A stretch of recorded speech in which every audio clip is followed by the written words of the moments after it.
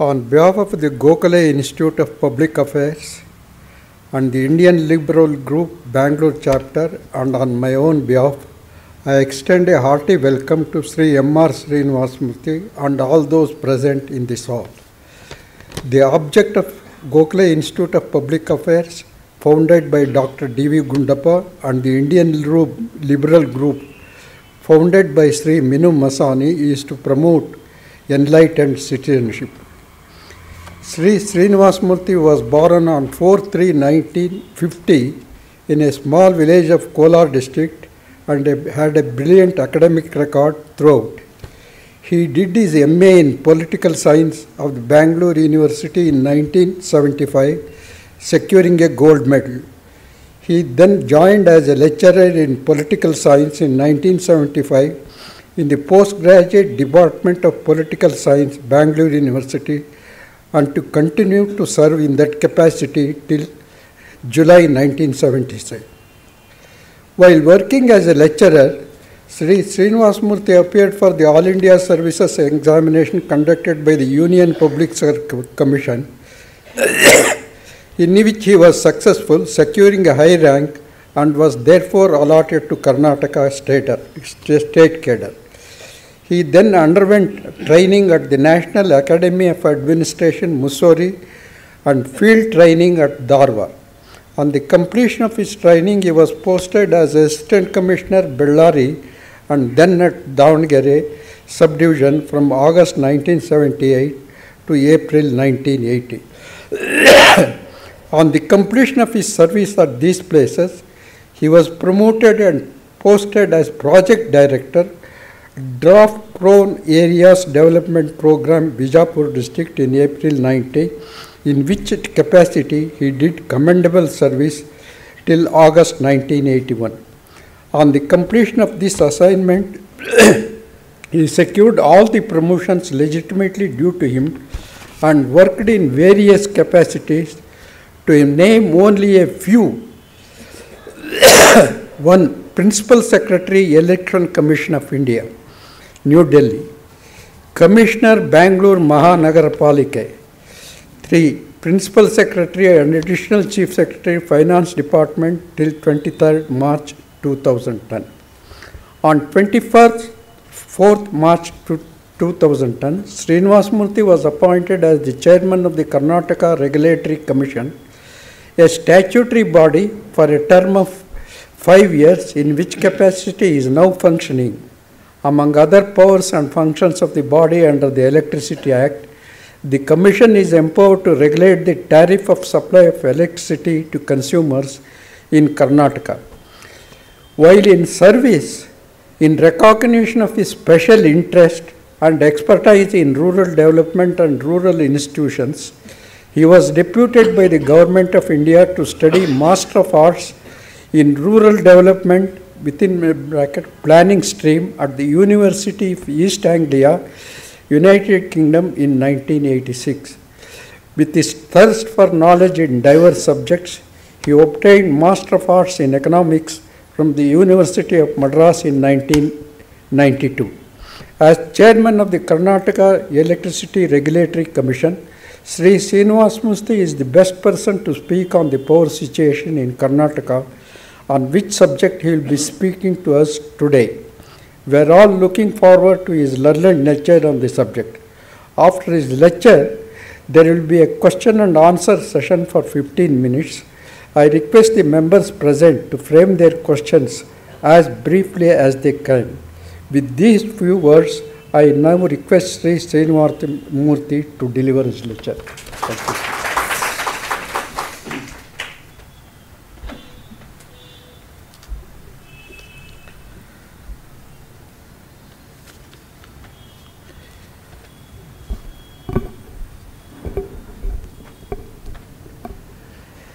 Honorable Justice Putswamy sir, and all the elders present here, because I find that I am probably one of the youngest here, present here. Yes. Though I am supposed to be 60 plus. It's indeed a joy and an honor to be called upon to address such a distinguished gathering as this. And it is even more of an honor to be here at this Gokhale Institute of Public Affairs, founded by such a scholarly, statesmanly citizen extraordinary as Dr. D.V. Gundappa, a philosopher, a visionary, a great advocate of democratic institutions, freedom of the press, and a propounder of a very sublime yet practical philosophy through his Mankuti Manakagga. It is indeed a great honor to be called upon to do anything here in this hallowed institute of Gokhale Institute of Public Affairs. It is also a privilege and an honor to be able to speak on a subject to which an equally great son of India and Karnataka, Sir M. Visvesvaraya, made great contribution. And that too in the very first week after the state has started celebrating his 150th birth anniversary. What I am going to present here is the work put together by my colleagues, mainly Mr. Sheshadri, who is sitting here, who is a senior engineer in the Karnataka Electricity Regulatory Commission. As Justice Puttaswamy very kindly read out all the important assignments that I have held, you would have noticed that even by mistake I did not come close to electricity in all my 34 years of service in the Indian Administrative Service. But that's how public service is. Sometimes you are asked to do things which you have not done before. Now, as chairman of the Electricity Regulatory Commission, I present a few facts before you, and maybe at the end present a few issues about which it is necessary for everybody in the state, not only in the state but in the country and perhaps all over the world, needs to ponder, because there are several issues relating to this simple thing called electricity which concern the very future of mankind. Now, may I have your permission to begin a brief presentation? Of course, as all company presentations go, if you ask a company salesman to first come and talk about anything, he would first start talking about his company. So here my company is talking about the establishment of Karnataka Electricity Regulatory Commission itself, which was in 1999. It's a 3-member statutory commission, of which I happen to be the chairman, a privileged position as it is. And the chairman and members are appointed by the Governor of Karnataka on the recommendation of a very high-level selection committee. Then the functions of what does the commission do?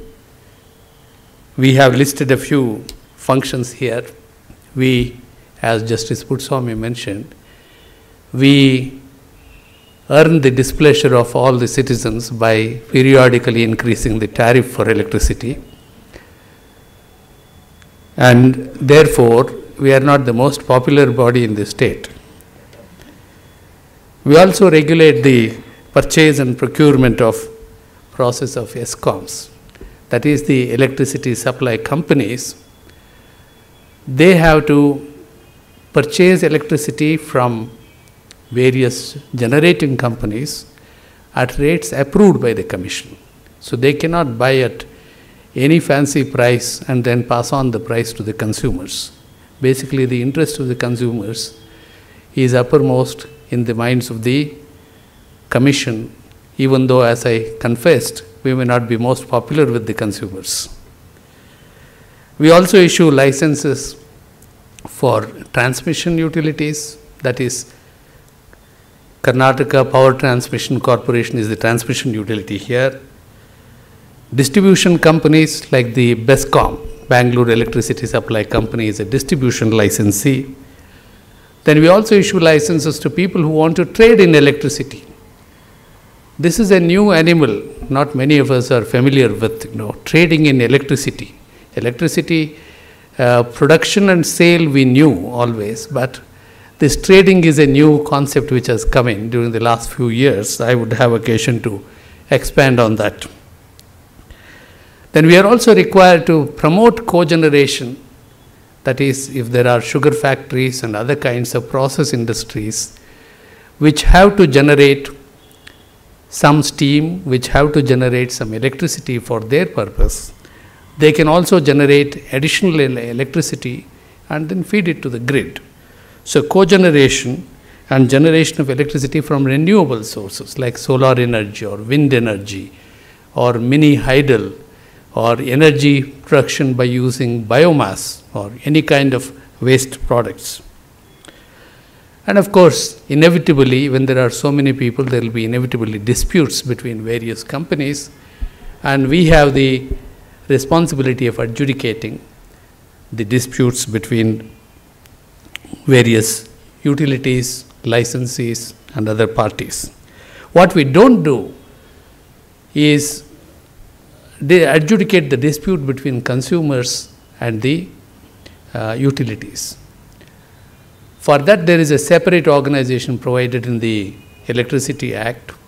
That is, there are consumers' grievance redressal forums in each of the utilities.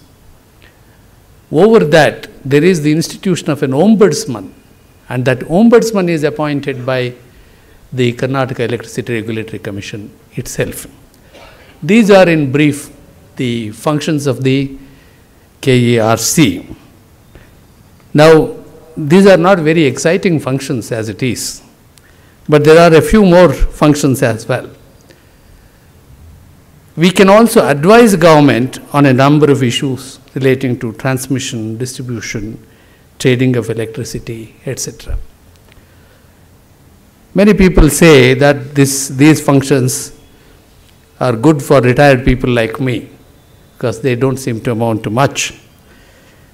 In fact, when I was appointed, after being Finance Secretary of the state for 3 years, when I was appointed chairman of this commission, I went and very proudly reported to my mother that, this is the new job I am going to handle. I thought she would be excited. She quietly thought for a minute and asked me, why don't you consult a good astrologer? I said, what's wrong? Why should I go to an astrologer now? I am not in the habit of going to astrologers very much. He said, you just check up if your stars are all right. Nothing wrong with my stars, I said. No, you were finance secretary for 3 years and everyone said there is no money in this state. Now you have got into the electricity and everyone knows that there is no electricity in the state. I told her that's not as simple as that. No finance secretary comes into the newspaper every morning and says, I have so many thousands of crores in my treasury. Can anybody say that? It's always kept discreetly in the treasury. Please believe me, mother, in the 3 years that I was finance secretary, there was no dearth of money. We had enough money for our work. But we just didn't go to town announcing that there is so much of money in our treasury. That's how finance secretaries behave. You don't know anything. She said, oh, I didn't know. That's right. But where are you keeping your electricity hidden now?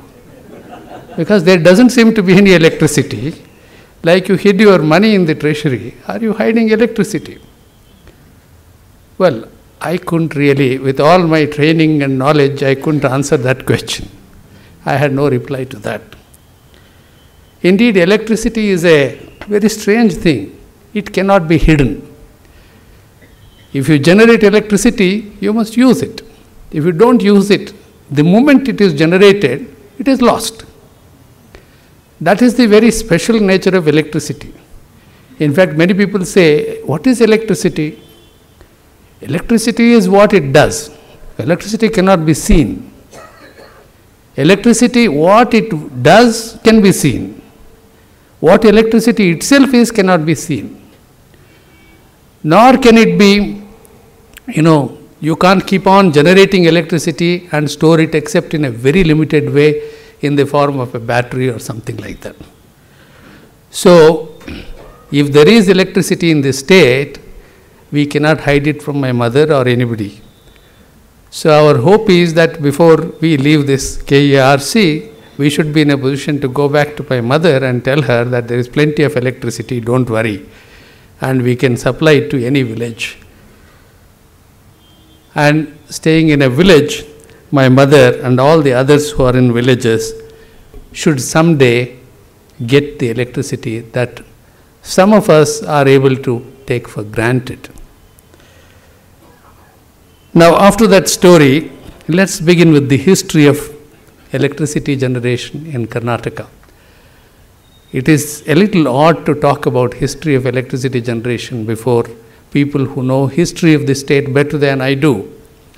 But just to refresh your memory, as the slide says, the first hydroelectric station in Shivansamudram was built in 1902. Who did it? 1902, Mysore state was being ruled by the then regent, Maharani Vani Vilas Sannidhanam. Nalvadi Krishnaraj Vadiyar, whose portrait is right here, he was not yet of the right age to be, made the ruler of Mysore. As far back as 1894, there was a gentleman called Edmund Carrington, a British electrical engineer. He saw this Shivasamudram Falls and thought it was a good place to generate electricity. Those days, electricity was mainly generated using hydropower. So he applied for permission, and then this was being processed. Then the Maharani's government got interested in this Kaveri electric project. Then they asked for the services of some experts from Madras province. So they borrowed the services of another senior engineer from Madras province, got a project report prepared, and they decided that the biggest market or biggest consumer of electricity could be the gold mine in Kolar. So they concluded an agreement as far back as 1900 with the gold mining company, and in 1902 they established this generating station in Shivansamudram. To be precise, on the 30th of June 1902. There was a famous engineer called Captain A.J. Lotbinweir. Lotbinweir, obviously a man of French extraction, because his name suggests that. He was the engineer in charge of this project. And the transmission line of 147 kilometers, or at that time, miles were being used, some 90 odd miles. That was then, can you believe it, the longest transmission line in the world. The longest transmission line in the world was first laid between Shivansamudram and Kolar in the state of Mysore, when Maharani Vani Vilas Sannidhanam, there is something to have a lady heading the state or country, I think, Sannidhanam was the head of the state, the ruler of the state.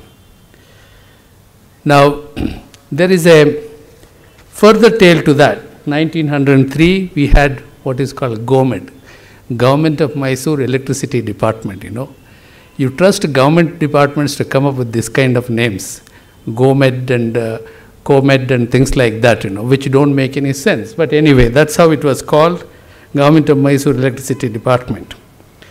Then, before we go on to 1957, 1905, we had electricity in Bangalore.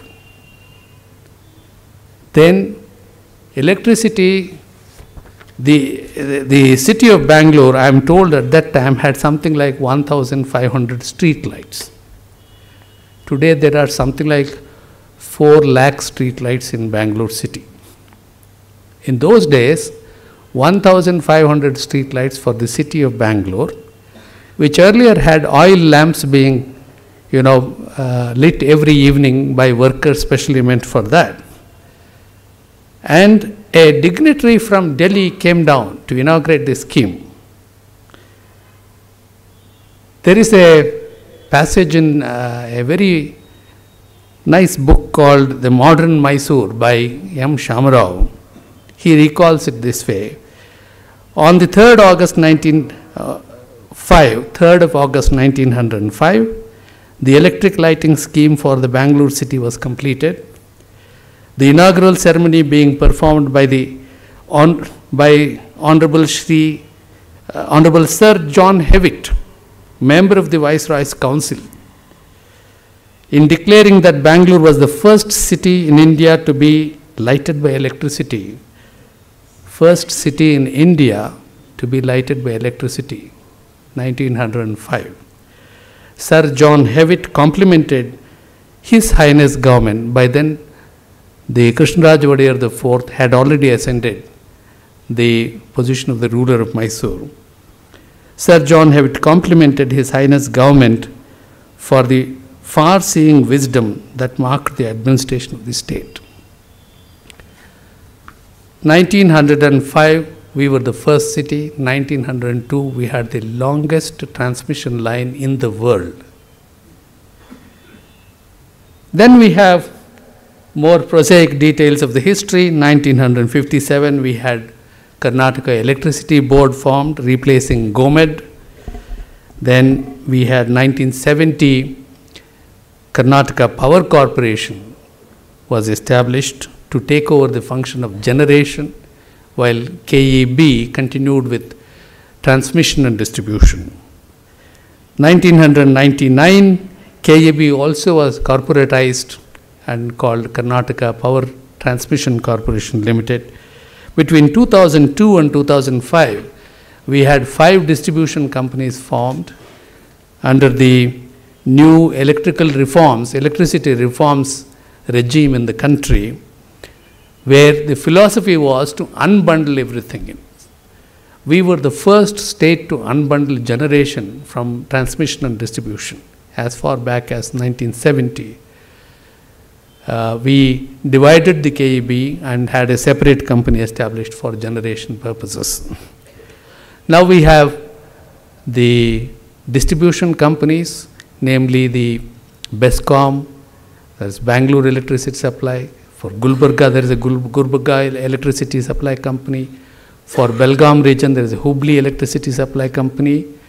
And then for Mysore region, we have Chamundeshwari Electrical Company.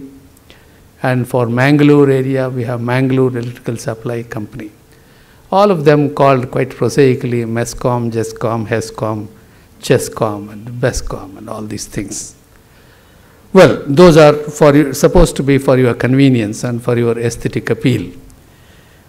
Now, let us see how our installed capacity grew.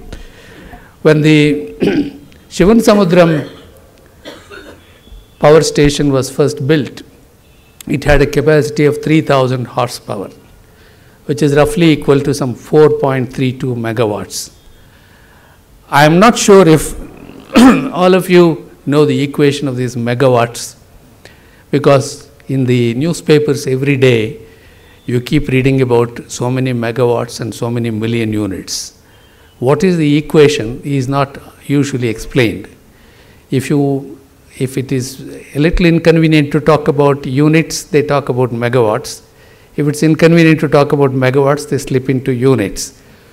So a little bit of explanation. A megawatt is 1000 kilowatts. A unit is a kilowatt of electricity supplied for 1 hour. A kilowatt hour is a unit. A megawatt hour is 1000 units. So if a megawatt produces electricity throughout the day, it is 24,000 units. And if it is 1000 megawatts producing electricity, then you have 24 million units produced in a day. That's a theoretical equation. But of course, for many reasons, the generating stations cannot and do not produce to full capacity. So they operate a little below their capacity taken over a period of time. So you talk of a load factor. If they are able to produce 80% of what they are theoretically capable of producing, that means you are talking of 80% load factor. This is just for your information. I am sure many of you are electrical engineers also, but for those people who have not had much of a brush with electricity, like I have not had before, this is just a bit of explanation. Talking of brush with electricity, you see, Justice Putswamy mentioned that I was Commissioner of Bangalore Mahanagarapalike. I must mention this. I had a letter once written from somebody in RT Nagar, a very senior gentleman of 80 plus, said, look here, I am a retired officer of 80 plus. I have a problem of eyesight and all that, not very good at this age. But Mr. Murthy, very kind of you, even I can manage without your street lights during daytime. So switch off your street lights during daytime. So that was a bit of a lesson.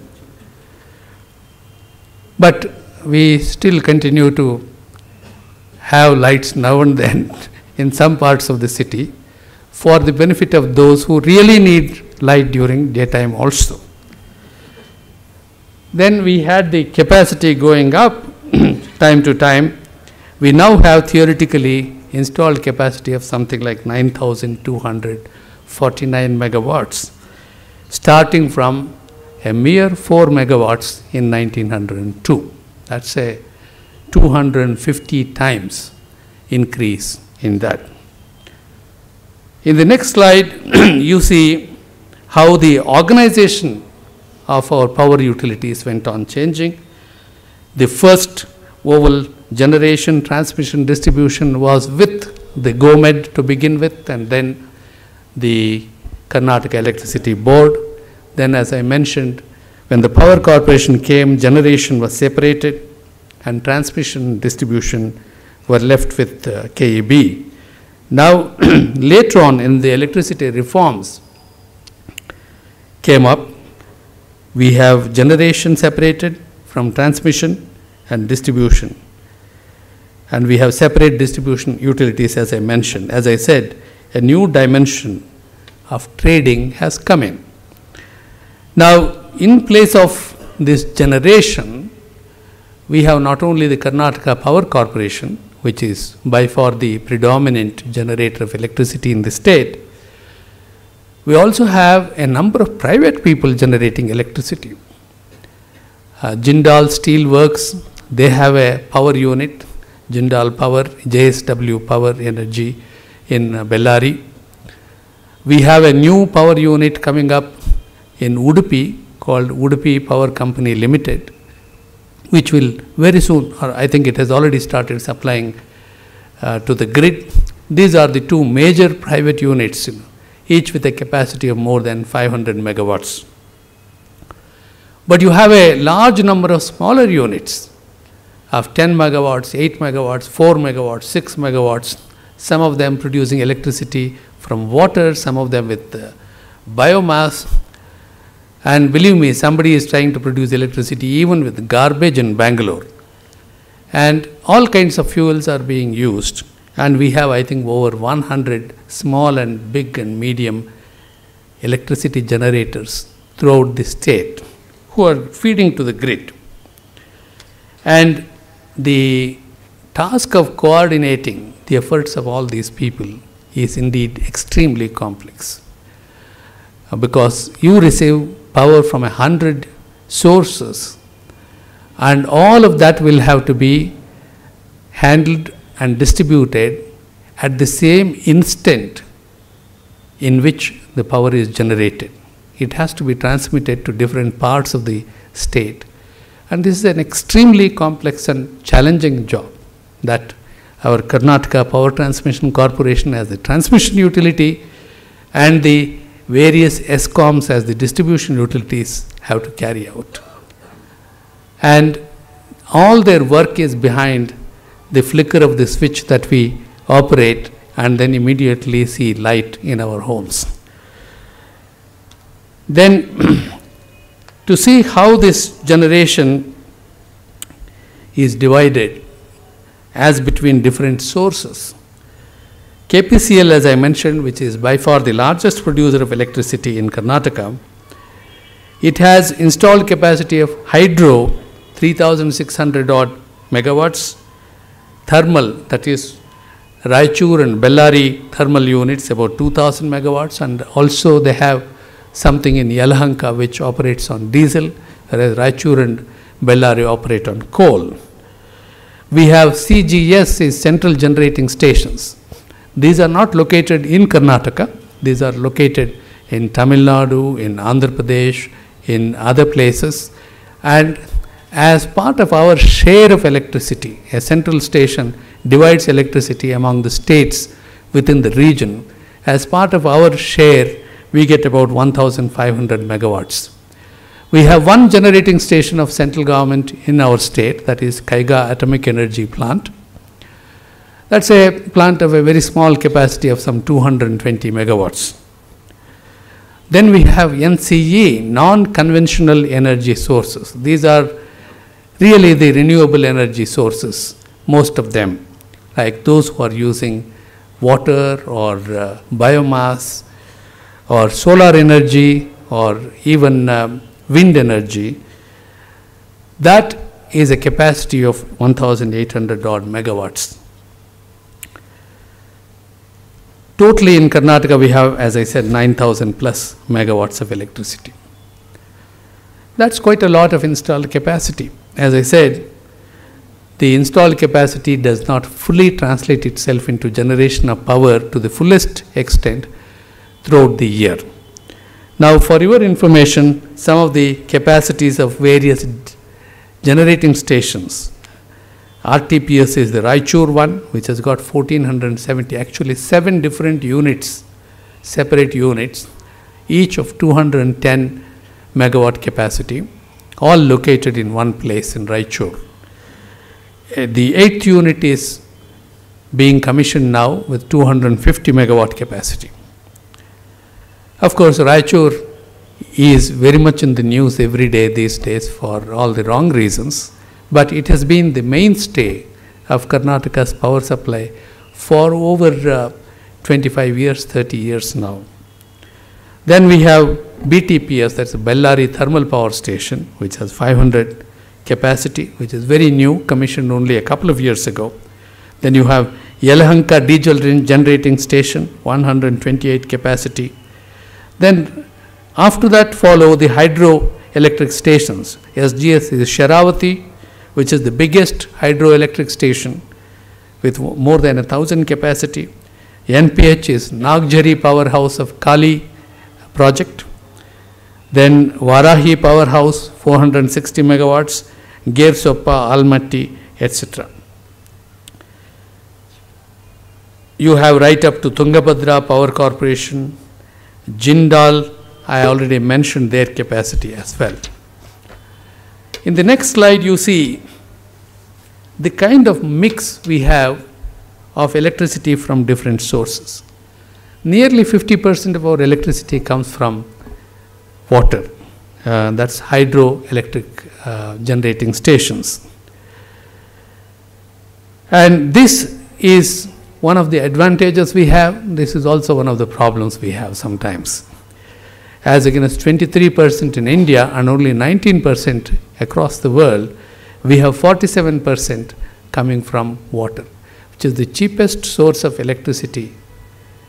You will be astonished if I say we produce electricity at less than 50 paisa per unit, or even I think the delivered cost these days is less than 60 paisa per unit from these hydroelectric stations. Then we have thermal, which is 29%. This is installed capacity, not necessarily the actual generation of these things. Then nuclear, negligible component, and then renewable energy installed capacity is 24%. So far the story looks very good. Then we also have a large potential identified of non-conventional energy sources like wind power and solar energy and cogeneration from sugar industry, mini hydel projects, biomass based energy, as I said, even waste to energy. But only about 1,800 megawatts out of this huge potential identified has so far been realized as installed capacity. In the transmission sector, as I said, KPTCL has a huge number of stations of 1,200 power stations with 37,000 kilometers of transmission lines. And they handle something like, they have handled last year something like 7,000 megawatts at peak. That means at any given point of time, what is the maximum amount of electricity that you have handled. But they are capable of handling much more than 7,000 because the transmission lines exist for them to handle even 8,000 or even beyond that capacity. In the distribution sector, we have 1.68 connections, that is 1.68 crores of consumers. And distribution transformers are 3.5 lakh distribution transformers. And length of the HT line is more than 2 lakh kilometers, and length of the LT line is more than 4.5 lakh kilometers.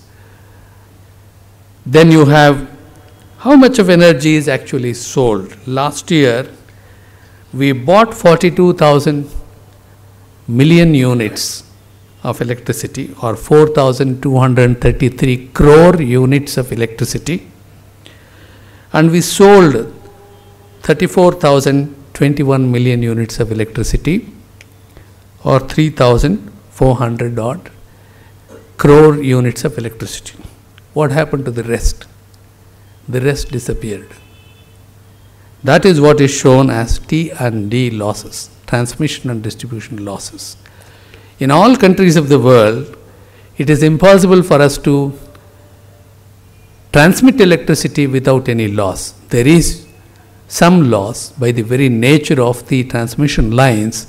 There is some resistance, there is some loss when the transmission takes place. And there are also losses when further distribution takes place. But internationally, these transmission and distribution losses usually stay within 10%.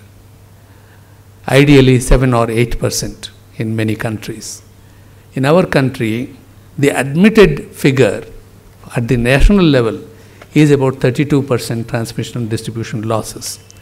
In Karnataka, the derived, calculated, admitted, supposed transmission loss is about 20%. We are supposed to be one of the better states if we go by these figures. But many people who know the business suspect that the transmission and distribution losses, plus what are called commercial losses. That means you have not lost the power, somebody has used the power but he is not paying for it. This is a commercial loss. It may be theft of power, it may be just somebody hooking the line and then using it for Ganesha festival or whatever wedding procession. Sometimes you see this happening, So this is not actually a transmission or distribution loss, but a commercial loss because the utilities don't get paid for it. Our losses are unusually high, and it's one of the major concerns of the utilities that these losses should be brought down, if possible, to 15% to begin with, and then later on even below 15%, maybe less than 10%. Our own utilities like MESCOM, the Mangalore Electricity Supply Company, has proved that it is possible to bring down losses even below 15%. And it is only a question of time before other utilities if they take the measures required, like strengthening of the distribution network and in some parts the transmission network, they will be able to bring down the losses also. In which case, nearly 10% of the power which is now being bought, paid for, but not actually sold, that can be actually utilized for industry or other purposes. Now the next is a very interesting picture. You look at the graph on the right hand side. This is the behavior of the load in Karnataka on 1st of September this year. This shows how many megawatts of electricity was being used from hour to hour. Early in the morning, at 2 o'clock, 3 o'clock in the morning, the total amount of energy being used was just a little over 3,000 megawatts. By noon, it had reached 5,000 megawatts. By 9 o'clock in the evening, 8 o'clock in the evening, it had reached 6,000 megawatts. So you see the demand for electricity fluctuates so widely between 3,000 megawatts early in the morning and 6,000 megawatts somewhat late in the evening. Which means a generating station will have to step up its generation, and also when it is not required, it has to bring it down. This is not a very easy task.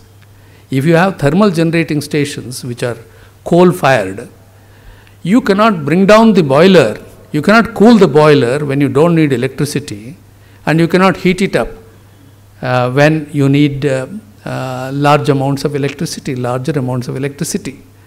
This is a big technical challenge. Fortunately for us, this challenge can be more easily managed because we have what is called hydroelectric stations, and nearly 40% of our capacity is that. The trick is the hydroelectric stations are perfectly capable of being brought down or backed down and being operated at full capacity, half capacity, quarter capacity within a very short period of time. Within a matter of minutes, you can modulate the amount of electricity that is being produced by hydroelectric stations. And that's what our people managed to do. And to a certain extent, this is also possible with coal-fired electric stations, but there are very severe limitations on how much you can do with that. But in many other countries, where they do not have this kind of hydroelectric power available to them, the way they manage it is by using gas. The gas-based stations also are perfectly capable of being modulated in this fashion at very short notice, very much like the hydroelectric stations. Then you also have the other facility of the frequency of electricity being modulated. See, how is it that if you have only within the state all the electricity being generated, all the electricity being consumed, then this kind of fluctuations are extremely difficult to manage. So you are part of a larger network, regional network, where if one state is not using electricity, there is another state which is using. So over a very large network, it is a little more easy to stabilize the network. And if there are minor fluctuations, that shows in the frequency of electricity. You know, electricity in our country is supposed to be operating at 50 cycles a second. But this can go down sometimes to 49.5, 49.2, 40, even below sometimes. It can also go up, which means when the supply of electricity is more than the demand, the frequency goes up a little beyond 50. That's good enough signal for the generating stations to back down to some extent. Or people who are not using power, people who are shedding load somewhere, to switch on and say, okay, let's use some more electricity, the frequency is high now. If the frequency goes down, that means the demand is a little more than is easily being catered to by the generating stations. So then that is a signal for people to do some load shedding. That's a signal for some generating stations which are operating at a low level to improve their generation. You see the curve below, which shows the fluctuation in the frequency of electricity. It goes down to as much as 49.2 at let's say 7 o'clock in the morning, when many people are either operating their hot water geysers or toasters or all kinds of electrical devices, or maybe factories are beginning to start all their machines in expectation of the workers to report for day duty.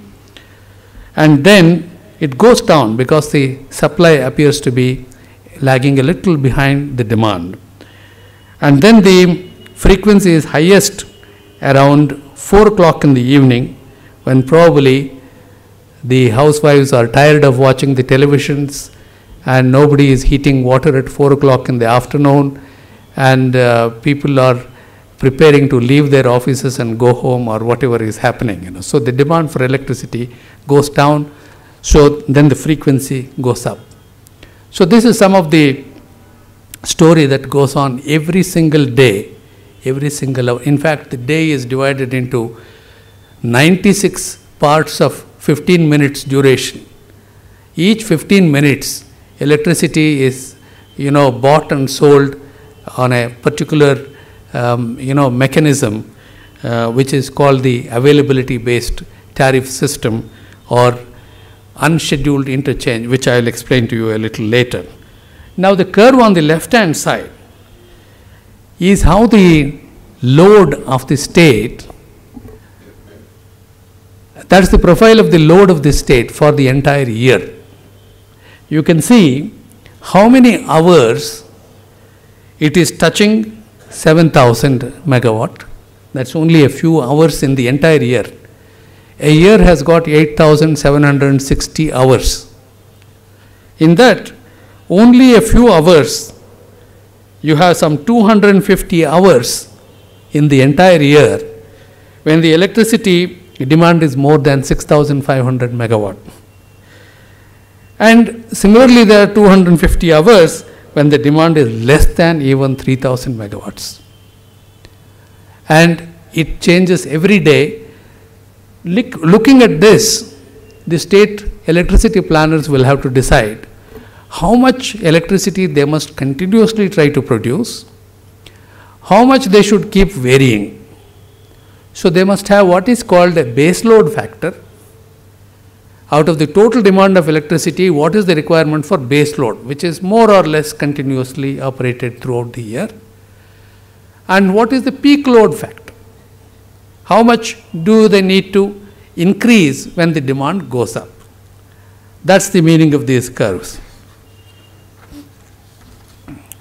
Now, what is the total amount of electricity supplied in this state? Last year, as you can see here, the demand estimated was something like 47,000 million units.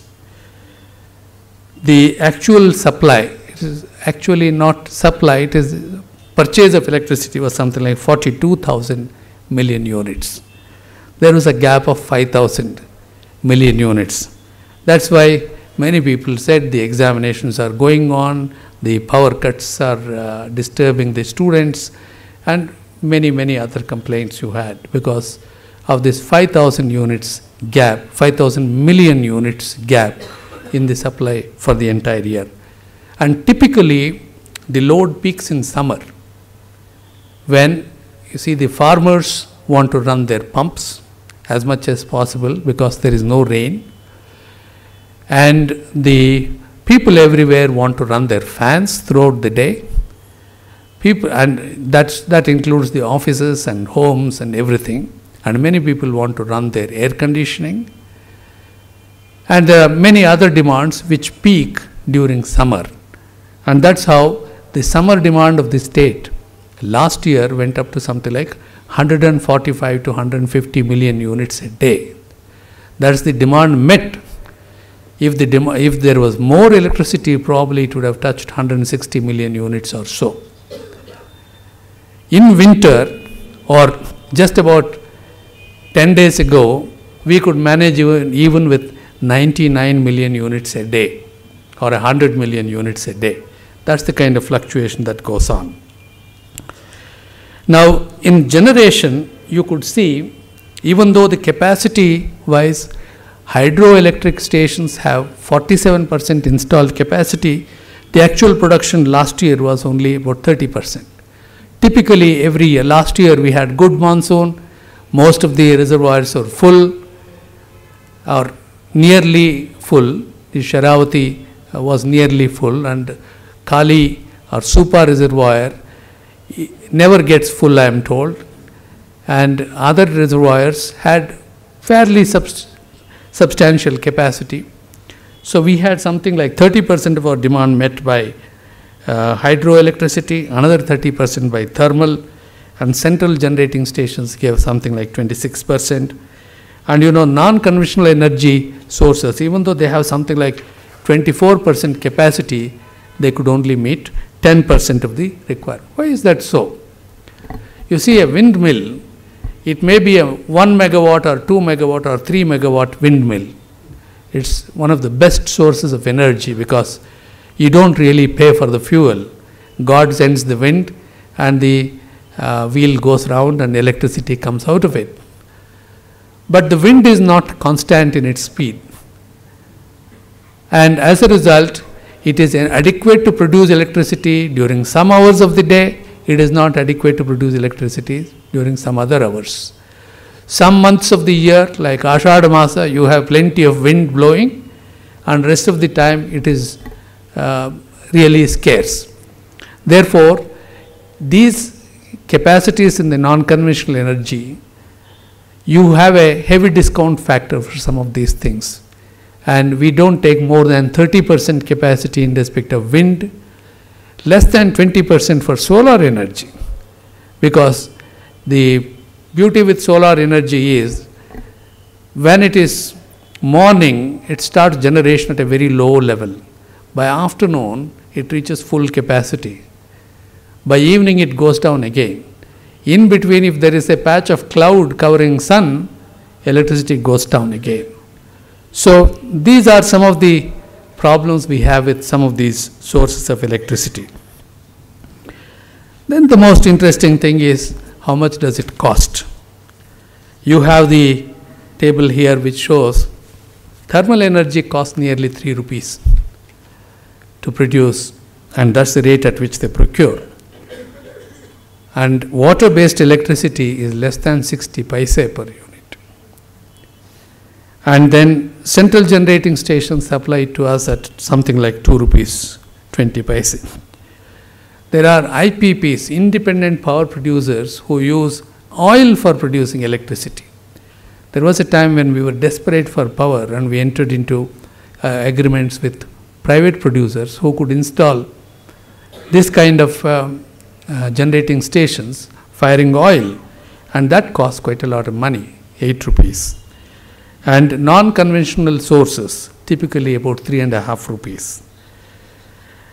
And there are these short-term purchases. As I said, if some state is producing electricity more than the need, they feed the grid. If one state is in need of electricity at that time, they draw from the grid. Depending upon whether it is a high demand time or low demand time, the price also varies every day. In fact, every 15 minutes the price varies.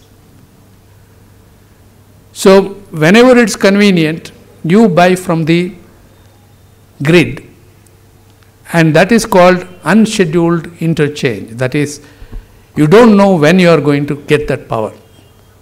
You don't know when it is available, where you don't know when you are going to use it. But there is also another exchange. I mentioned to you the trading in electricity. Another exchange where a state which has surplus power tells the exchange, okay, tomorrow I'll give 100 megawatts electricity between such and such hour and such hour. And a state which is in need of electricity, they will tell them by evening, okay, tomorrow I need so many megawatts of electricity between this hour and this hour. And I am ready to buy at 4 rupees. But the seller says he is ready to sell at, let's say, 3 rupees 75 paisa. So next day at that hour, 3 rupees 75 paisa, that much of power is sold to this state. That is scheduled one day in advance.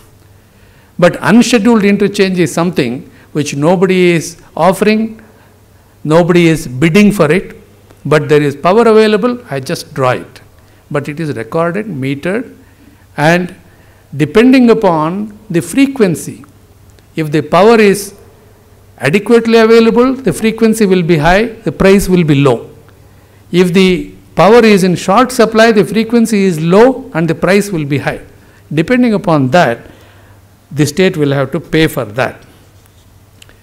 Then the next slide shows what are the rates that we charge to the consumers. Domestic consumers, average rate is some 3 rupees 32 paise, but I am sure many people in Bangalore pay much more than that because they are not necessarily average consumers, they use more than the average household. Then commercial people, shopkeepers pay an average of 6 rupees 50 paisa per unit.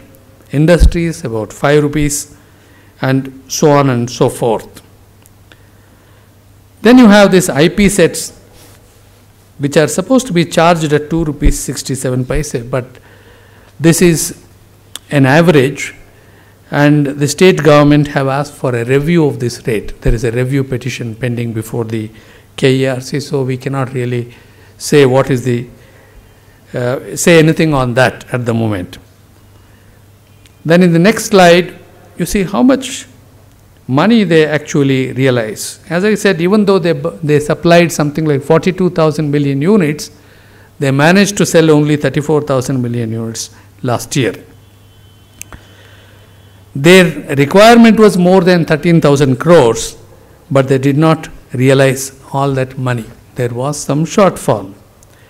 In the next slide, you will see that the total revenue required for buying the power, maintaining the lines, supplying it to you, paying the salaries of everybody, total amount required for the utilities was 14,000 crores, whereas what they realized was a little less than that, 1,300 crores, less than that, because that money had to be made good by government, and that's again subject of that review petition. Then, as I mentioned to you, we do not have enough power being supplied to the consumers. This is not profound truth, as you know, all of you know very well that you don't get all the power that you need. What is the shortage?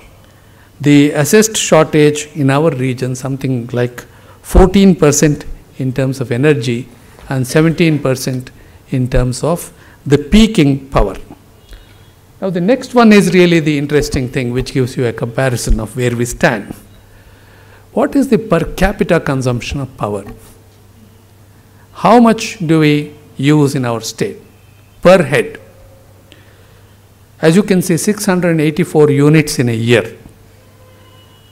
We don't hold the record for this in the country. Andhra Pradesh uses 850 units, Tamil Nadu more than 1,000 units, Gujarat more than 1,000 units, Delhi more than 1,247 units. So we really are not in the top deck of states supplying electricity to their citizens. What does this show? This shows that we have a lot of catching up to do. Actually, the National Electricity Policy says that by 2012,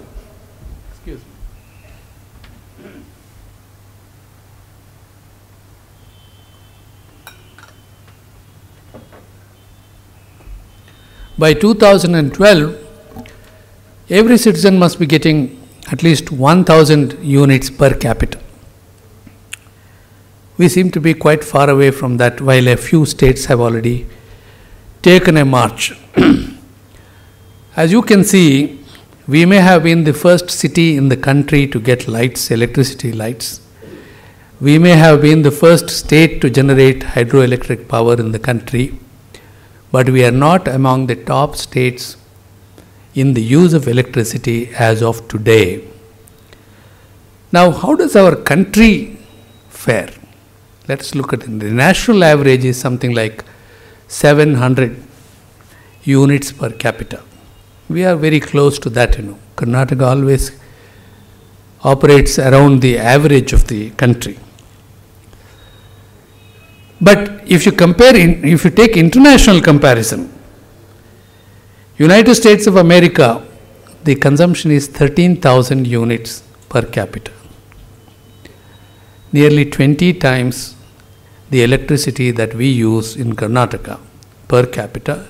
United States uses 13,000 units. Japan uses 7,700 units per capita. Germany 6,660 units per capita. South Africa 5,500 units per capita.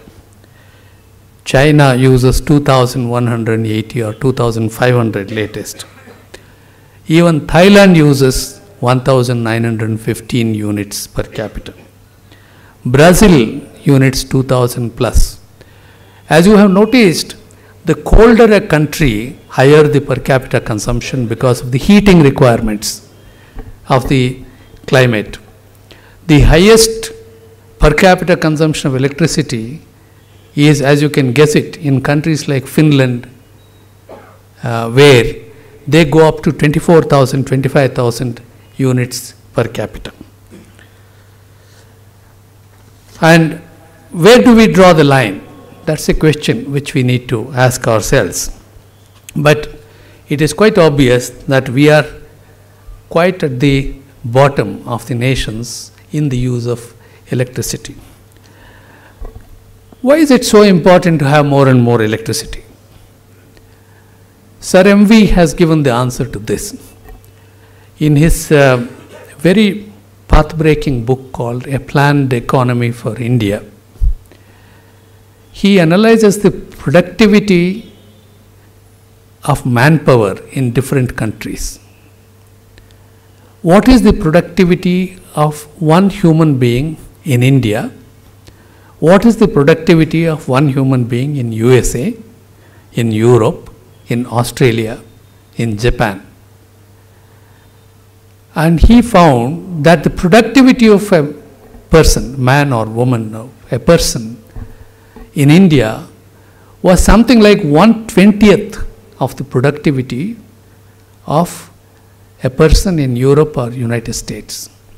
Why is that so? He gives the answer himself. Because Indians work only with their hands. At best they take the help of some animals for power. Their productivity is very low. It is in countries like USA, Canada and Europe where they use electricity and machinery, and the productivity per person is obviously several times the productivity of persons working in India. Now, the low level of electricity consumption in a country is probably a good index for the low level of the use of machinery, the low level development of industry. It also means a certain kind of lifestyle. That's a different aspect. But predominantly, I think highly industrialized countries are the ones which use higher power, higher level of power, and those which are not very highly industrialized.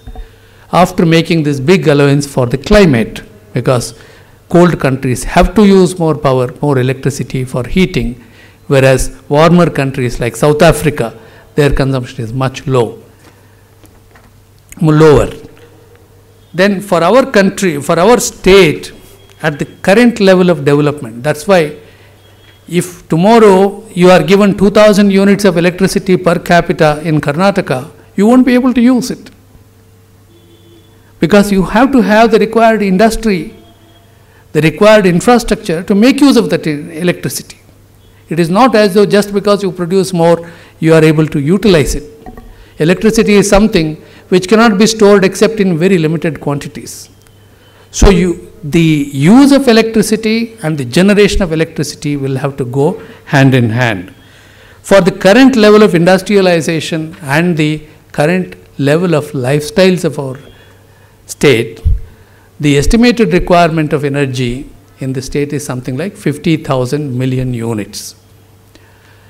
And the utilities are trying their best to supply at least something like 47,000 or 46,000 million units of electricity, which means we'll still have to live with something like 8 to 10% shortage of the kind of estimate that is made for the existing level of industrial development, the existing kind of lifestyles that we have. And if we have to develop our industry more, if we have to graduate to a higher standard of living, the levels of electricity consumption will inevitably go up. The next slide, you have gone to the next one? Yes. The next slide shows the requirement once again, where it is going to come from, how much it is going to come as estimated this year. We are able to get only about 40,000 million units, and we will have a shortage of something like 9,000 million units. That will have to be obtained by buying power. You would have read in the newspapers that government have recently contracted supply of something like 1,000 megawatts of power, which will come to something like 7 or 8,000 million units, nearly fulfilling the requirement that is projected for the state for the current year. Now, why are we having this kind of a situation? Can we go to the next slide? Next one first before you come to this.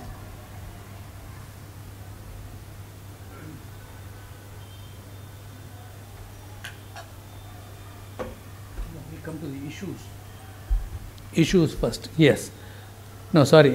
You will have to. Yes. The reasons for the problem that we have is, in the past we have not been able to add capacity, generation capacity as required. Many of you would be aware of the reasons for this. Karnataka, while we have plenty of iron ore, we don't have any coal in the state. So we cannot set up our own thermal stations unless we first tie up the supply of coal. And supply of coal is controlled by Government of India. Coal blocks have to be reserved for a state, and only if you have coal blocks reserved, you will be in a position to set up a coal-based thermal generating station. But then you can import coal. But of course, that is also a cumbersome thing. If you import coal, where do you import? You import it from Australia, you import from Indonesia, you import from South Africa, which have coal deposits. But they typically come by ship, and it's most advantageous to locate a station next to the port. But we don't want any generating stations on the coastline, do we? We have plenty of protests against Tadri, which was proposed, and many other stations. Even in Mangalore, there have been protests against setting up a coal-fired generating station. We have had problems with Chamalapur in Mysore because of environmental considerations. We have had similar problems in many, many other places. That's one reason why we could not catch up with the demand in generation of electricity. And also temporarily inadequate generation from existing plants like Raichur and Bellary. They are not operating to full capacity for a number of technical reasons, I am told.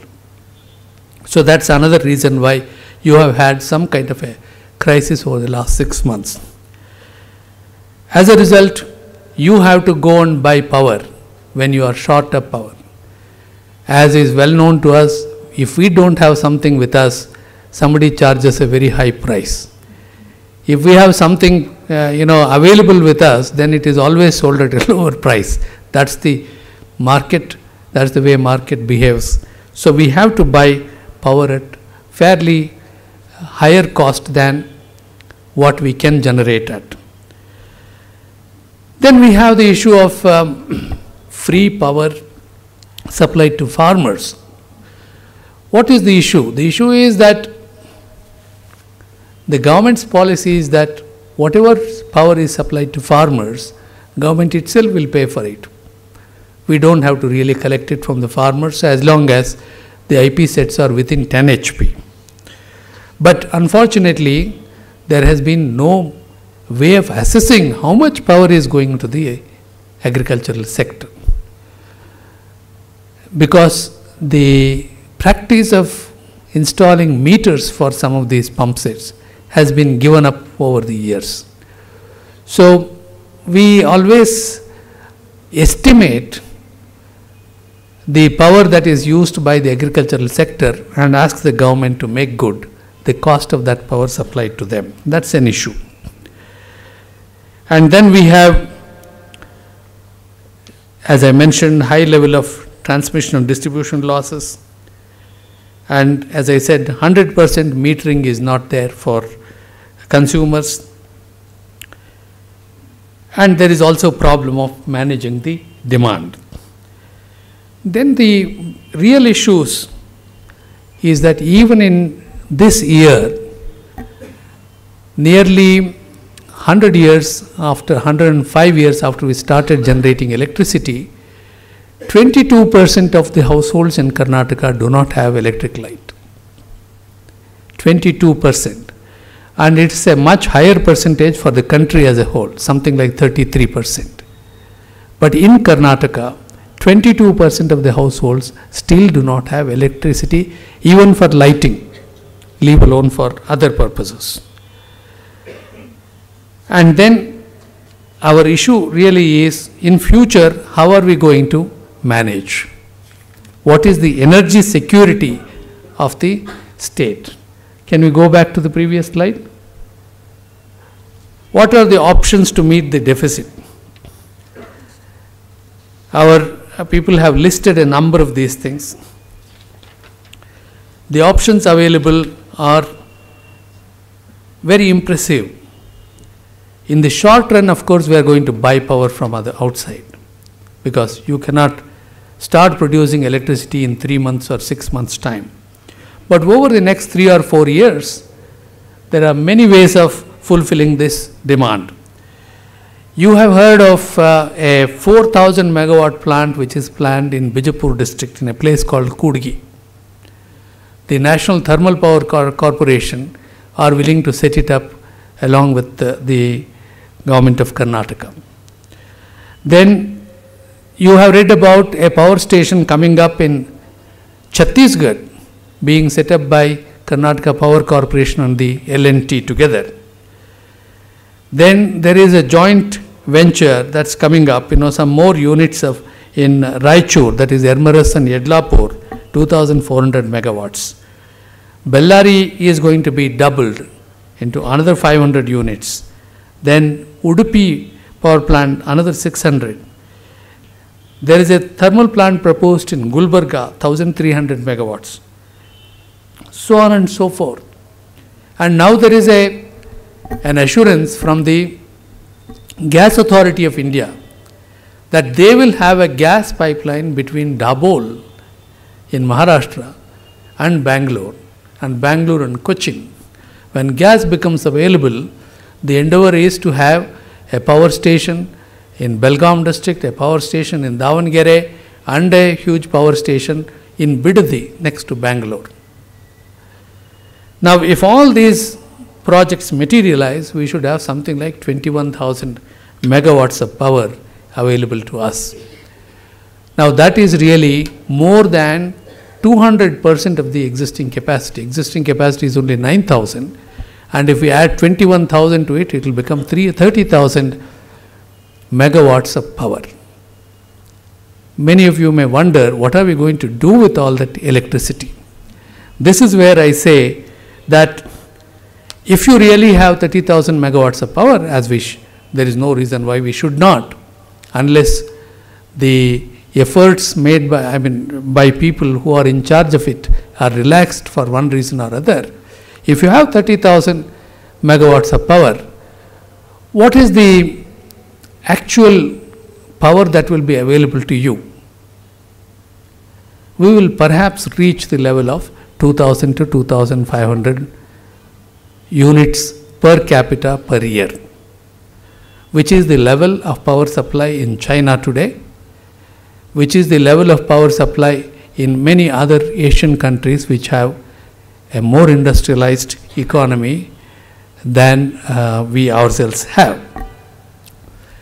Now, there are some larger issues. The presentation part is over. Some of the issues that I would like to mention here are like this. How much power can we go on generating?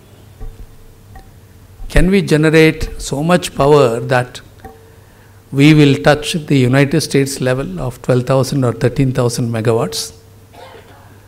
Or can we reach the level of European consumption of 7,000 million units?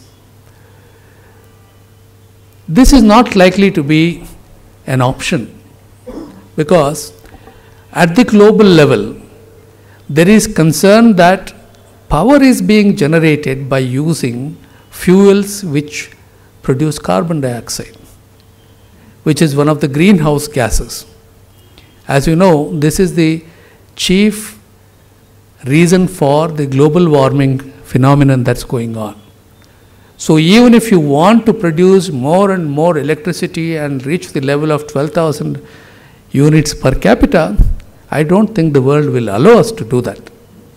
First of all, we won't have the coal supplies to reach that level. We won't have other fuels that will be required, but we will not be able to, in the foreseeable future, attain that kind of levels. In advanced countries, the present thinking is how to reduce the intensity of electricity consumption by modification of your lifestyle. In America, where they are using something like 13,000 units per capita, a state like California has policies which have enabled them to keep it at 8,000 units per capita, and they are trying to reduce this further. In Europe, the debate is again to reduce the consumption of electricity. If that's not possible, reduce the generation of electricity by using fuels which generate carbon dioxide. So you have to see if it is possible to reduce consumption of electricity. Number one, that is the agenda for the entire world. Number two, whatever electricity you need to produce in future, can we switch to greener fuels or methods which do not generate carbon dioxide? These are the two challenges. I think a country like India need to think on both the lines. We do need to have more electricity. We need to industrialize our country much more. So actually we need to increase our per capita consumption from something like 700 units per year to something like maybe 2,000 or 2,500. But most of that increase will have to come from generating technologies which will not generate too much of carbon. That is the challenge. And whatever power we produce, we will have to use more efficiently. It will not do if we have 30% wastage of power or 25% wastage of power. And there is a role for everyone in this. Every householder can play an important role in this.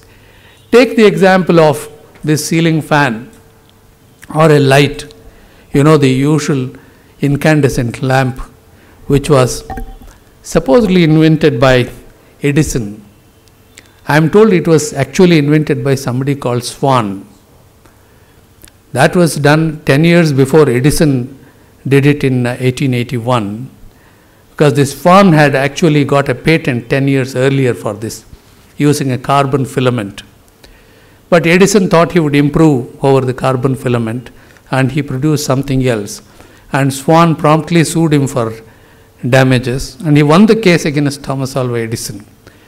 But then, good business people never fight. They always come together like the Ambanis, isn't it?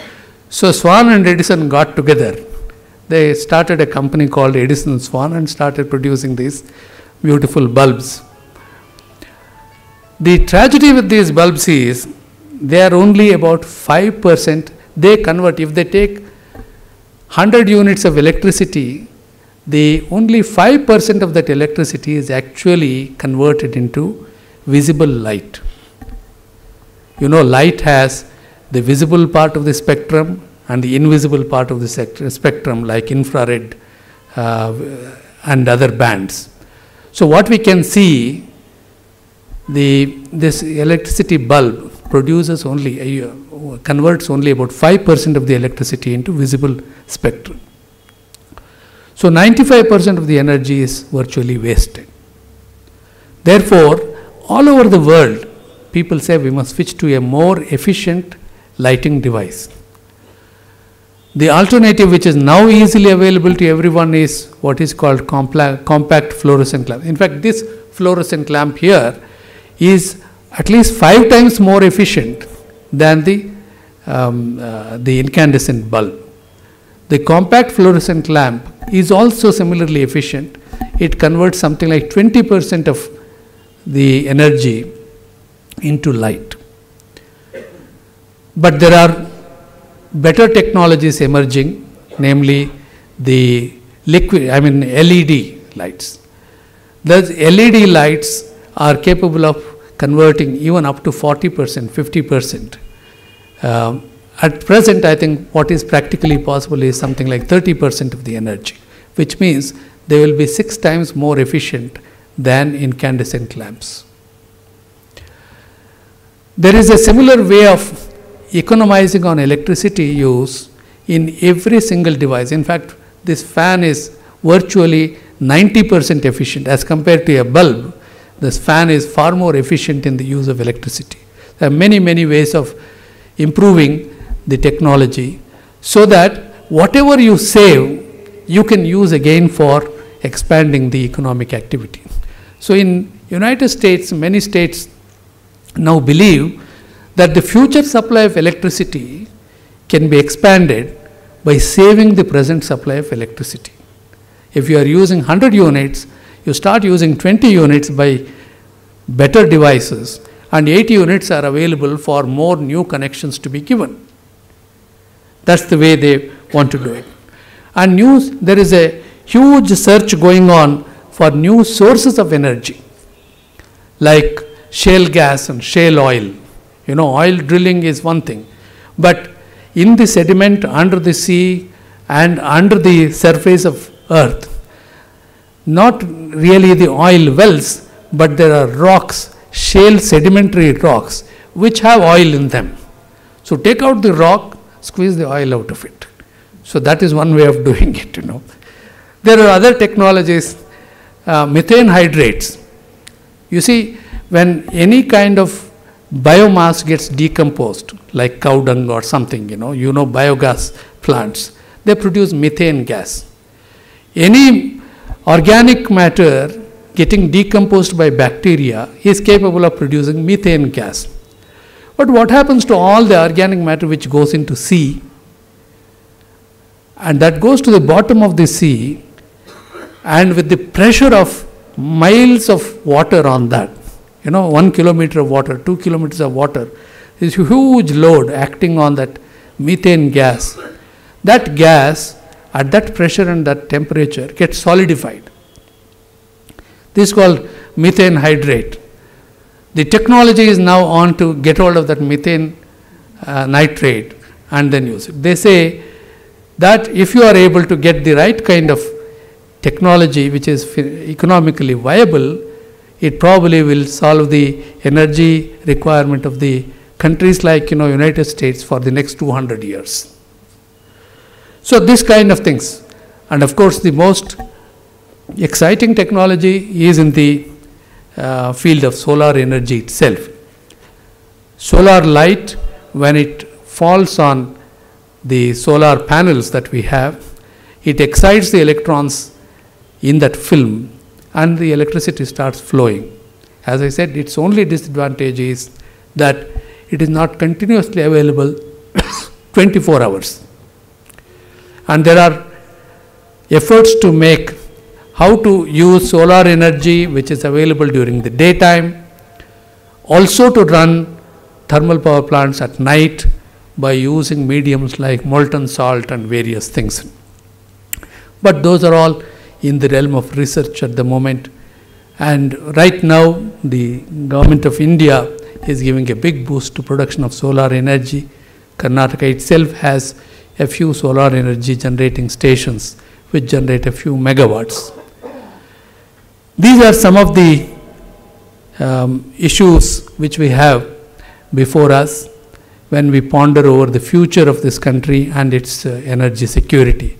As I said, the challenges of meeting the energy security requirements of the future depends upon the vision of the governments and the support of the citizens, and enlightened citizens in particular, like the ones assembled in this hall right now.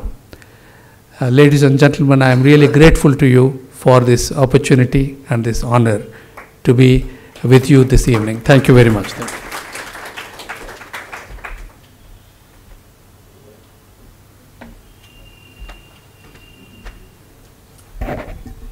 Friends, we have 5 minutes for question and answers. Please come to the stage and put your questions on the subject just we have heard now.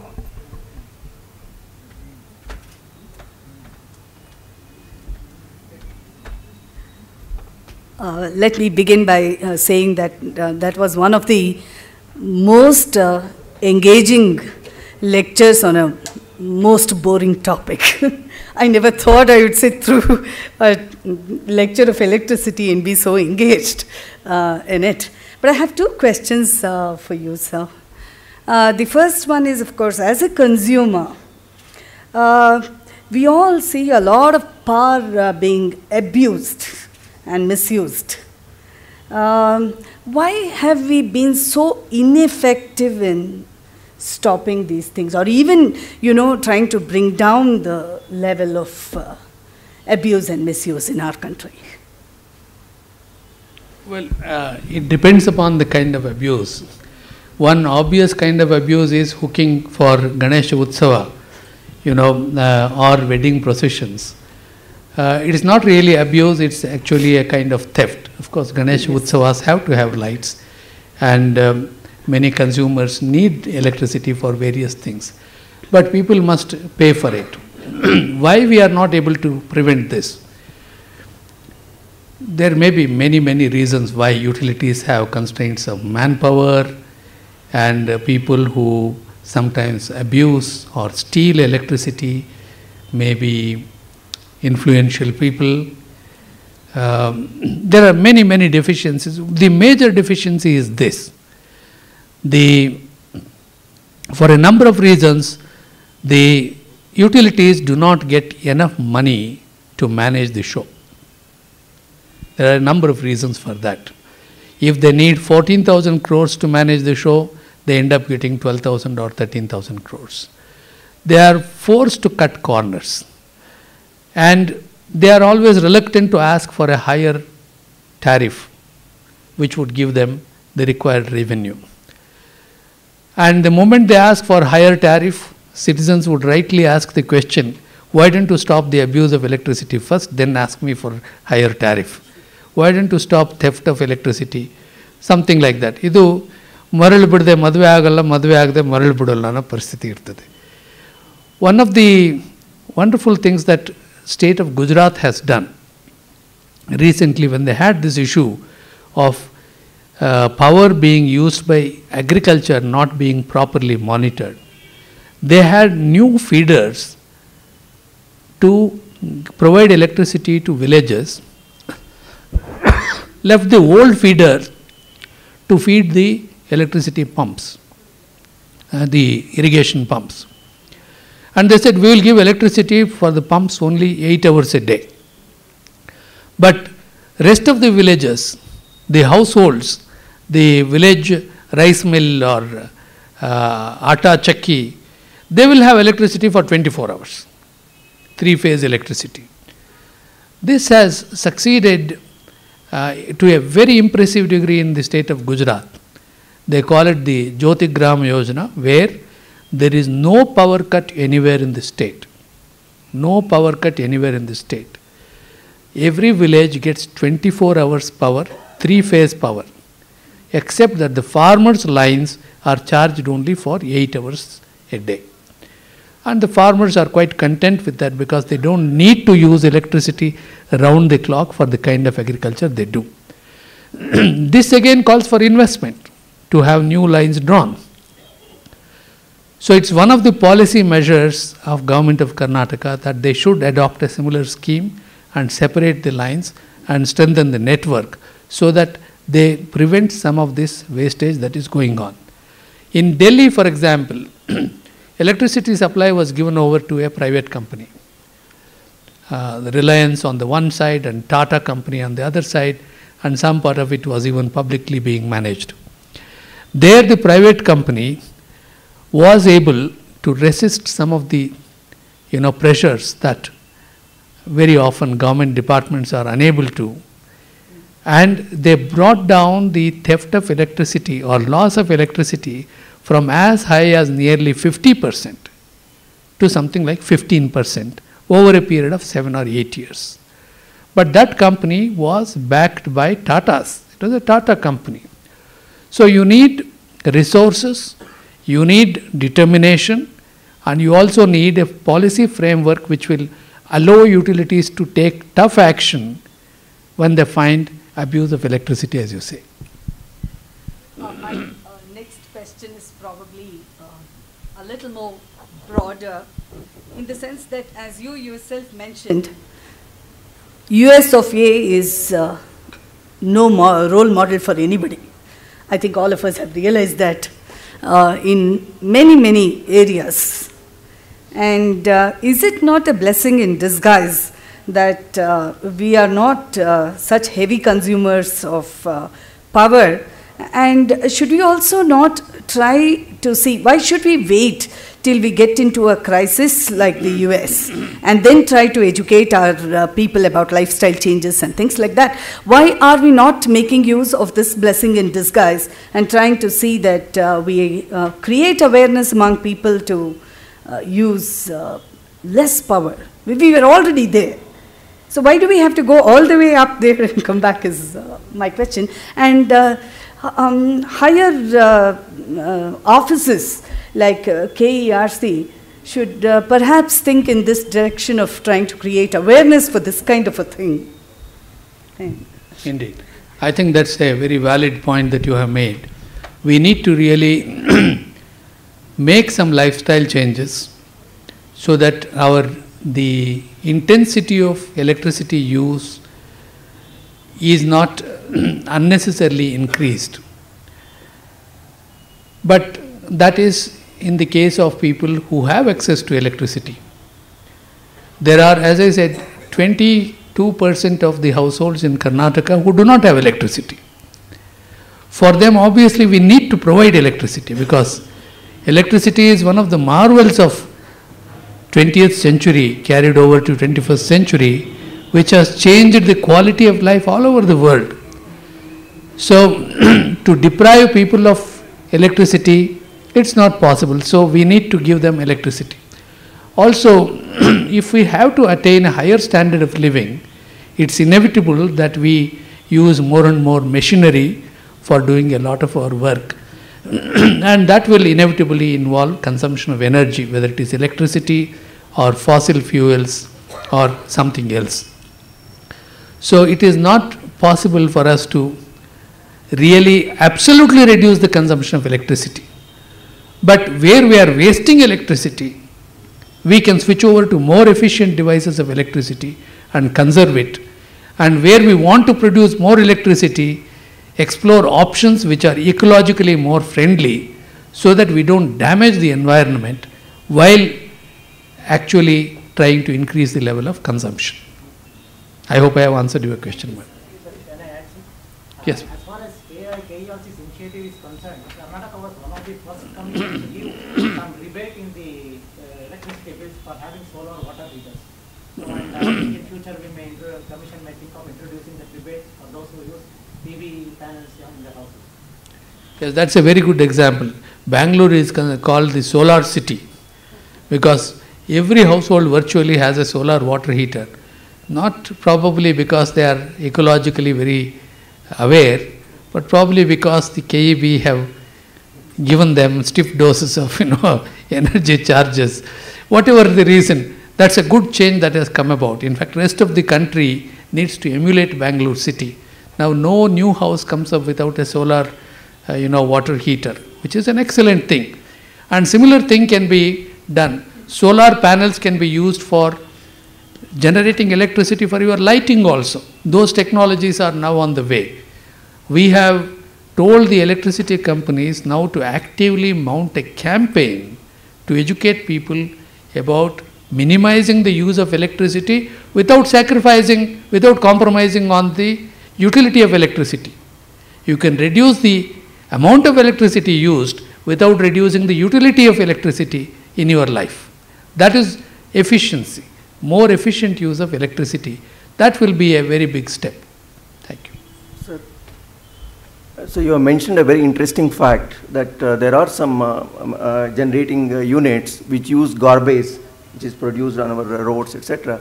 And what I want to inform you, sir, the garbage collection system, what we have got in our Bangalore city is very bad and it is not properly and scientifically done. I request whether those people who are generating electricity out of this garbage, whether they can be given powers to collect this and perhaps government can help them so that it can be scientifically done and everybody will be happy because most of the garbage what they collect will be back on the streets. That's what we are seeing and it is creating a very big nuisance, sir. And then another point is we are consuming less electricity, that is per capita consumption is less. I think it is a very big compliment I felt in the present scenario. I think we have to be complimented and how it, suppose with this consumption, how it compares with the productivity level of our Karnataka government in various aspects, whether it is because of our lifestyles that we are consuming less electricity and how our productivity compares with other states. And if it is so, if it is good, are we Karnataka government, whether it is getting sufficient incentives from central government because of this? That's all I want to say. Thank you, sir. Two questions. The first one is about garbage. I like that question because garbage is one of my favorite subjects. Because I was Municipal Commissioner of Bangalore for 3 years, 2.5 years. And my favorite preoccupation was to going around the streets and looking at garbage dumps and getting them removed. And yes, garbage is a resource. And there is, in fact, when I was commissioner, we initiated this effort. We called tenders for some private producers to come and take garbage and produce electricity. Unfortunately, even just now, that first company is about to generate electricity, maybe in a couple of months. What they do is they take the garbage, they incinerate it and produce steam out of it, and then probably plan to produce some 8 or 10 megawatts of electricity. Well, those people are not necessarily the most efficient people to pick up garbage. Those who are equipped, they have the technology to convert garbage into electricity, but they may not have the right technology to sweep the road or collect garbage door to door. There are specialists in that also. The only question is we must manage the system more efficiently than we have been doing. And the citizenry must cooperate with the system much more willingly than we have been doing. And I think both are lacking. Efficient management of garbage and willing cooperation of the citizens both are not adequate. I think both of them need to improve. On the second question of whether we should get any certificate or award from Government of India for consuming less electricity than other states, I am not too sure, because the states which consume higher electricity apparently have higher per capita income because they have activities which demand electricity. Gujarat has a huge, large industrial base, and it is making great strides. Tamil Nadu, which has 20% more population than us, consumes 80% more electricity than us because they have heavy industries there. Even Andhra Pradesh, which has 50% more population than us, consumes nearly 100% more electricity than we do because they have obviously got an manufacturing base which is larger than what we have. It's a choice for us whether we want to give some Vidyut Sannyasa, take Vidyut Sannyasa and say we will not touch electricity and we will remain as we are. And that's a lifestyle question. People can say, why do we need electricity? We can lead a very simple life. Or we can aspire for a slightly higher standard of living. And if we have to achieve that higher standard of living through industrialization, as great visionary Sir M.V. always advocated, industrialize or perish, he said. Industrialization. See, it's a good thing, a different thing when this is discussed in a city like Bangalore. We must really see from the perspective of the majority of the people who are in the villages. In the villages, do you know even now, the power is switched off at about 12 o'clock in the night. It is switched on around 6 o'clock in the evening, switched off around 12 o'clock or 1 o'clock in the night. From midnight to early morning, the village is completely dark. Would you like to live in a situation like that? Now, this is just not acceptable. That's why one of the issues we projected was equity in power distribution. Everyone must have a fair share of electricity, because electricity means quality of life. Electricity means education for children. Electricity means a television program for the people, because television program is educational, entertainment to some extent, and there are many advantages of that. Electricity means reduction of drudgery in many things that people do. Therefore, we have not yet, in my opinion, reached a stage when we can say we need not have any more electricity than this. Probably we need to go several steps ahead, maybe reach a level of at least 2,000 or 3,000 units per capita a year. At that time, and that too, we should not do so only by giving all electricity to some half a dozen big industries and then leave the rest of the population with very little electricity. Every village must have adequate electricity for all the economic activity they do. When we reach that level, I think we really need to step back and see whether we can thereafterwards put a ceiling on the amount of electricity that we need to be generating. Thank you. Last question. Sir, thank you very much for giving us the insight on the energy management subject. And as a common man, we only creep that, matte hoita current. That's the only, reaction we have. When do you think that we will become self-reliant on energy efficient, and when do you think that 14% gap get covered? Do we have any milestones? 10 years from now, 5 years from now, 2 years from now? What's your opinion on that, sir? It certainly will not be in 2 years from now. It can be in 5 years from now if the projects that we listed in the presentation, none of those projects need take more than 4 or 5 years for completion. If they are pursued with determination, and if the people do not oppose, why we haven't had projects earlier because people in the area protested and said, we do not want this power plant. Get going. So, if that's also a very important factor, because all over there is this awareness of environment. People do not want carbon being generated in their backyard, which is a natural concern. They do not want coal being burnt in their backyard. So you must go to a place where this does the least harm to the lifestyles of the people around. And I think many of the projects which are listed here are feasible even from that point of view. So if those things are pursued, it should be possible that in 5 years' time, we will double the capacity that we have from 9,000 to 20,000, if not treble it as projected. Actually, if all of them materialize, we should have trebled the energy output in about 5 years' time. But I guess, taking some unforeseen factors, we should be able to double the supply.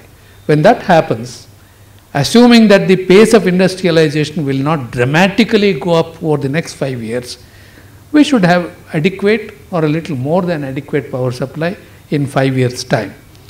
If there are hiccups, then again it could go as far as 10 years.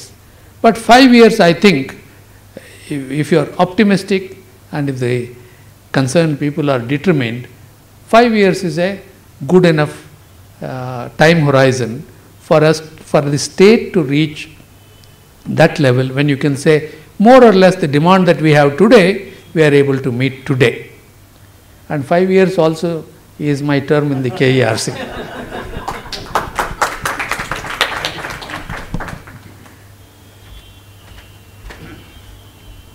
Now we will have vote of thanks by Shri S.R. Ramaswamy.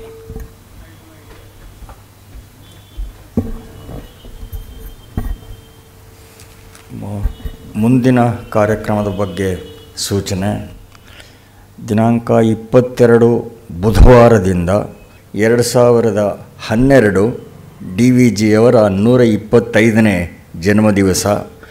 ಅದರ ನಿಮಿತ್ತವಾಗಿ ಒಂದು ಸ್ಮಾರಕ ಭವನವನ್ನು ನಿರ್ಮಿಸುವ ನಮ್ಮ ಸಂಕಲ್ಪವನ್ನು ಘನ ಸರ್ಕಾರಕ್ಕೆ ನಾವು ಸಲ್ಲಿಸಿದ್ದೆವು. ಅದಕ್ಕೆ ಸರ್ಕಾರ ಸ್ಪಂದಿಸಿ ಹಿಂದಿನ ವರ್ಷ ಮತ್ತು ಈ ವರ್ಷ ಕೂಡ ಉದಾರವಾದ ಧನ ಸಹಾಯ ಮಾಡಿದೆ. ಸುಮಾರು 3/4 ಭಾಗದಷ್ಟು ಆ ಕಟ್ಟಡದ ನಿರ್ಮಾಣ ಈಗಾಗಲೇ ಆಗಿದೆ. ಆ ಸಂದರ್ಭದಲ್ಲಿ ತಮಗೆಲ್ಲ ಗೊತ್ತಿರೋ ಹಾಗೆ ನಾವು ರಾಜಕೀಯ ಪ್ರಭಾವ ಏನೇನೂ ಇಲ್ಲದ ಸಂಸ್ಥೆ. ನಮಗೆ ಇಲ್ಲಿ ಈ ರೀತಿ ಕೆಲಸ ಮಾಡೋದಷ್ಟೇ ಗೊತ್ತು.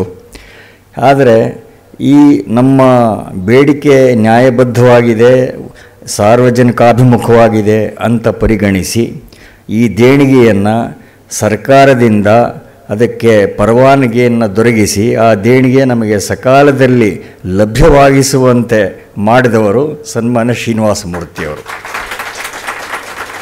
ಹೀಗಾಗಿ ಅವರಿಗೆ ನಮ್ಮೆಲ್ಲರ ಕೃತಜ್ಞತೆ ಸಲ್ಲಬೇಕಾಗಿದೆ. ತುಂಬ ವ್ಯವಸ್ಥಿತವಾಗಿ ನಮ್ಮ ಈ ವಿದ್ಯುತ್ತಿನ ಸಮಸ್ಯೆಗಳೇನು, ಇದಕ್ಕೆ ಪರಿಹಾರಗಳೇನು, ಈಗಿನ ಸ್ಥಿತಿ ಏನು ಅನ್ನೋದನ್ನು ಸನ್ಮಾನ್ಯ ಶ್ರೀನಿವಾಸ ಮೂರ್ತಿಯವರು ಮಂಡಿಸಿದ್ದಾರೆ. ಸಮಸ್ಯೆಗಳು ಇರೋದು ಹೌದು, ಆದರೆ ಇದೆಲ್ಲ ಕಳೆದ 30 ವರ್ಷಗಳಿಂದ ಈಚೆಗೆ ಬೆಳೆದು ಬಂದಿರುವ ಒಂದು ಸಮಸ್ಯೆಗಳ ಜಾಲ ಅಂತ ಹೇಳಬಹುದು.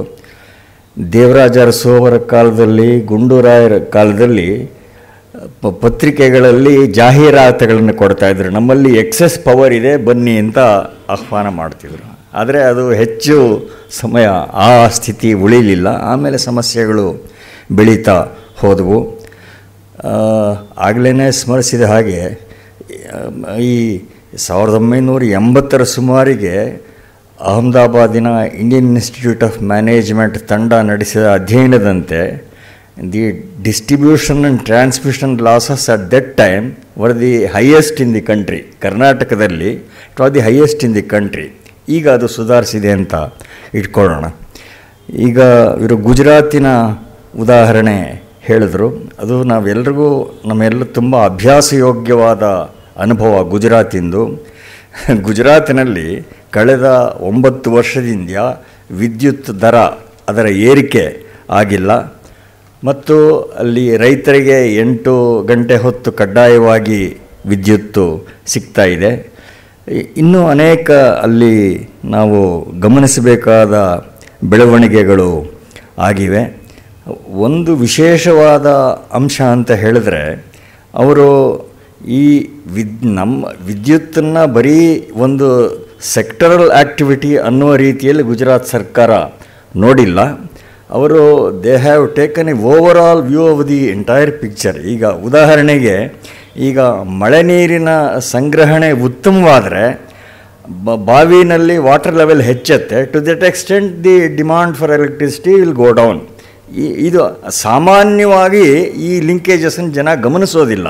ಆದರೆ ಗುಜರಾತ್ ಸರ್ಕಾರ ಈ ಲಿಂಕೇಜಸ್ಸನ್ನೆಲ್ಲ ಗಮನಿಸೋದಕ್ಕೆ ಅವರು ಗಮನಿಸಿ ವಿಶೇಷವಾಗಿ ಒಟ್ಟು ಒಂದು ಓವರ್ ಆಲ್ ಪ್ಲ್ಯಾನ್ ಮಾಡಿರೋದ್ರಿಂದಾಗಿ ಈ ಕ್ಷಿಪ್ರವಾದ ಪ್ರಗತಿಯಲ್ಲಿ ಸಾಧ್ಯ ಆಗಿದೆ.